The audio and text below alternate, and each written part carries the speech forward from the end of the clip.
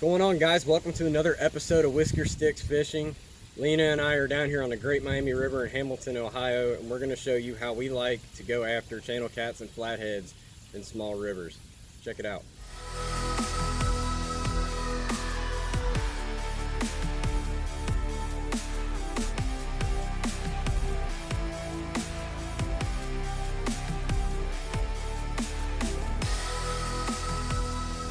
Alright guys, so like I said, we're down here on the Great Miami River. We're in Hamilton, Ohio. It's not too far from the house. This is an excellent stretch of the river. Come here all the time. You guys have probably seen me on live streams here. We catch tons of channel cats and flatheads here, occasionally some turtles. We're going to show you how we like to do it. So Lena's already got her stuff out right now. If you guys can see behind me, let me step out of the way.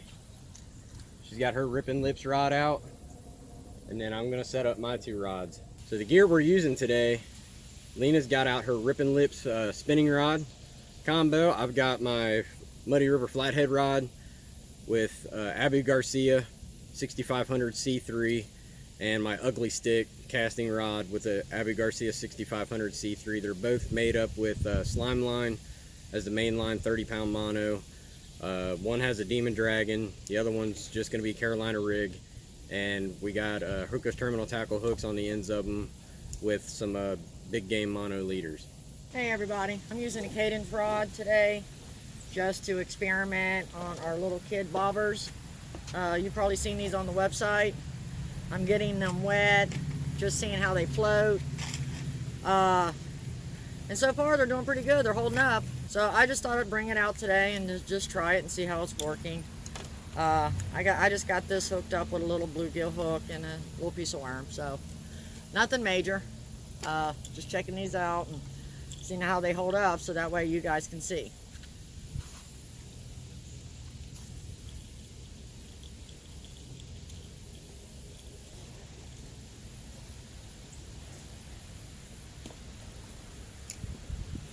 Okay guys, I got my stuff I'm going to use for my new leader here. Tie my new hook on. What we got here is a 7/0 Mad Catter HD hybrid circle hook by Hooker's Terminal Tackle, and just a little 1.0 Demon Dragon that I painted red. And we're gonna rig this up real quick. So first, I always do a no knot snell. Feed your line front to back, parallel with the shank. Wrap it counterclockwise about 6-7 times.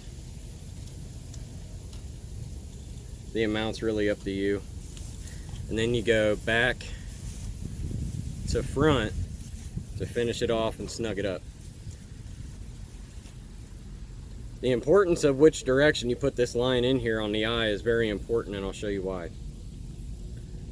When you do it this way, you pull that hook over your arm, it'll always curl into your arm and try to catch your arm. This is simulating going into the corner of the fish's mouth. Now, it's digging into my arm right there. Every single time it'll do it, if you do it the way I showed you. If you do it the other way, it'll actually flip the hook and try to go up this way, and you don't want that. This makes sure that it has the proper action to hook set. Next, I'm going to take this Demon Dragon, or peg float, whichever you like to use. Particularly for the Demon Dragon, some people tie it off here and then tie another line here. I don't do that. I just feed it through the eyes, so I'll go from the bottom, go through the middle eye twice, and then I go through the top eye twice. What that does is it allows me to loosen it up and position where I want the Demon Dragon to hold my bait up without it having the ability to free slide. That way, the current's not pulling it up too close to your hook, or it's not getting pulled too back loose by accident. It stays where you want it to stay. So I'm going to strap this on, cut my leader down to the length I want it, and then we're going to get some baits out. Lena's using little bait. She's working some night crawlers and some small cut pieces. I'm going to use some bigger pieces. I got a bluegill head here. And the way I do it is I just kind of either go through the nose. I'm a righty. And I'll come, more times than not, I'll come through the bottom chin and then come out a nostril. Just like that. And you always want to do that at an angle so the bait doesn't curl back over and hook into itself. I got 4 ounces here. We got a mild current. It's not too swift, not too slow. Should hold it. Let's see what we get into.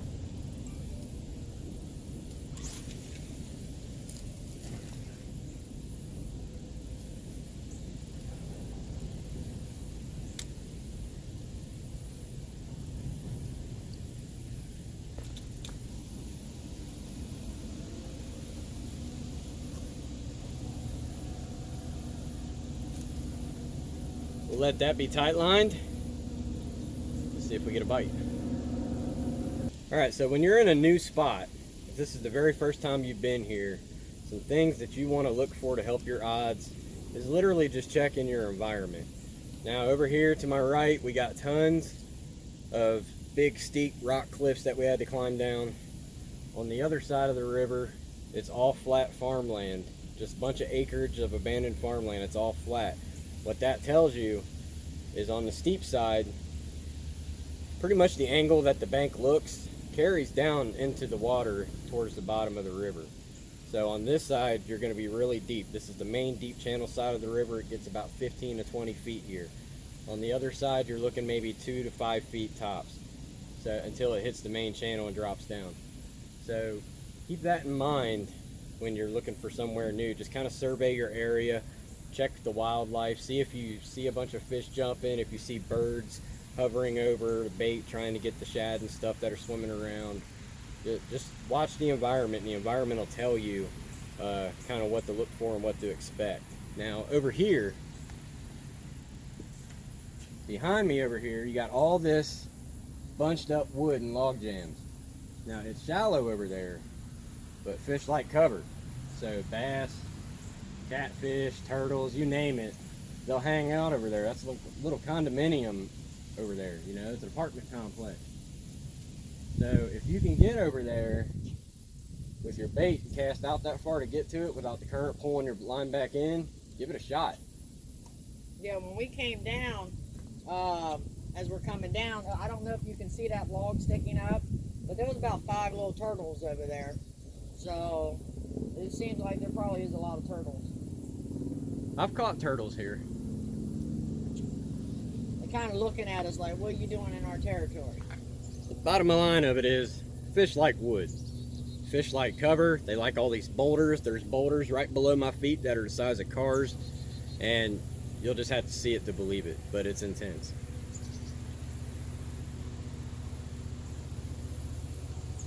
So hopefully we get on some and we can show you how we catch them. Alright, so Lena's reeling her line in and checking her bait. Our bait's gone. And her bait's gone. And that's something very important to do when you're new to fishing or you're trying new things in catfishing, is you don't want to leave your bait out there for too long. 15-20 minutes tops is about all you want. And you want to bring it back in and check your line. Something could have taken it, your bait could get waterlogged or nasty.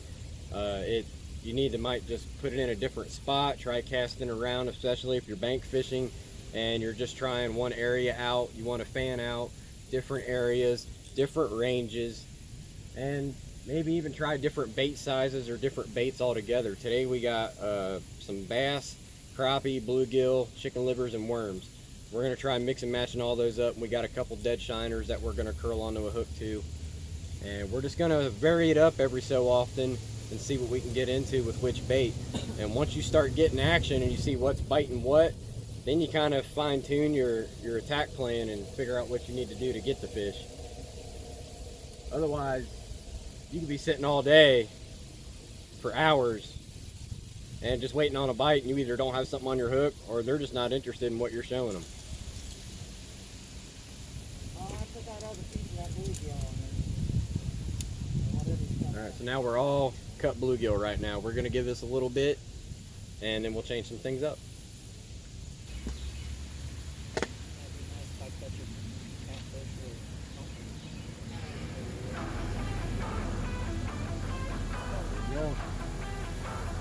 Lena's on something, guys.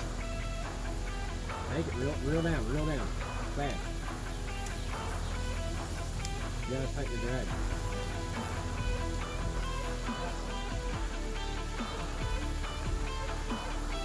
Drop it.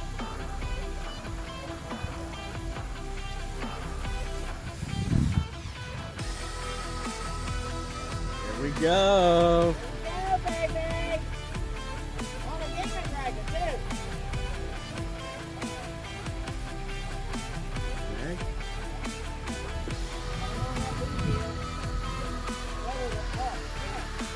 Big.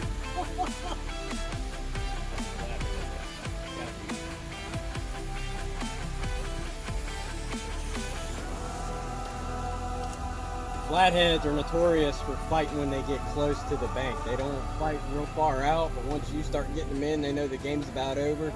They go that extra mile.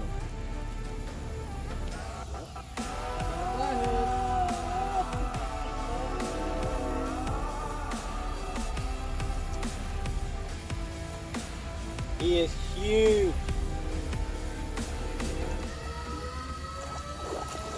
This one's at least a 20 pounder. And I only weigh 130 pounds.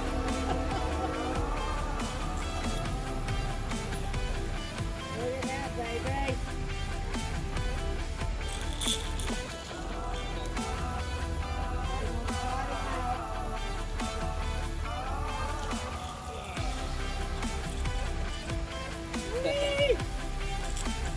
Let's get him over here and get the hook out.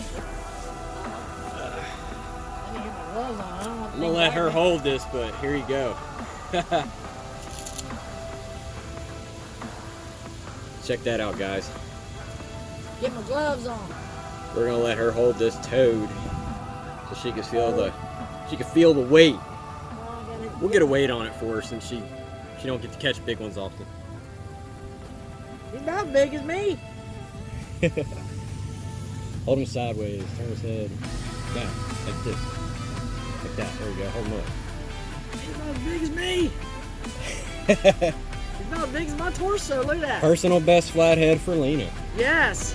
First one in ever. Alright, let me I never caught one before. picture.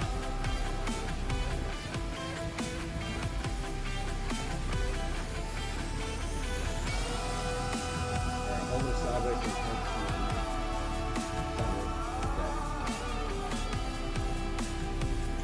Heavy, isn't it? Yeah. Alright, we're gonna let him go back. This guy came in at 14.5 pounds. I was thinking more to 20, but I don't know. He's about 30 inches long. He's pretty good size.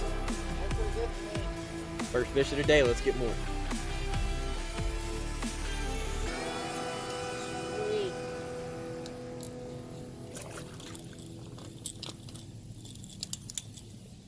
There he goes. Awesome. Well guys, we're gonna call it a day here. We caught a couple nice cats. She got a nice flathead. I got a nice channel cat. We haven't really caught anything else.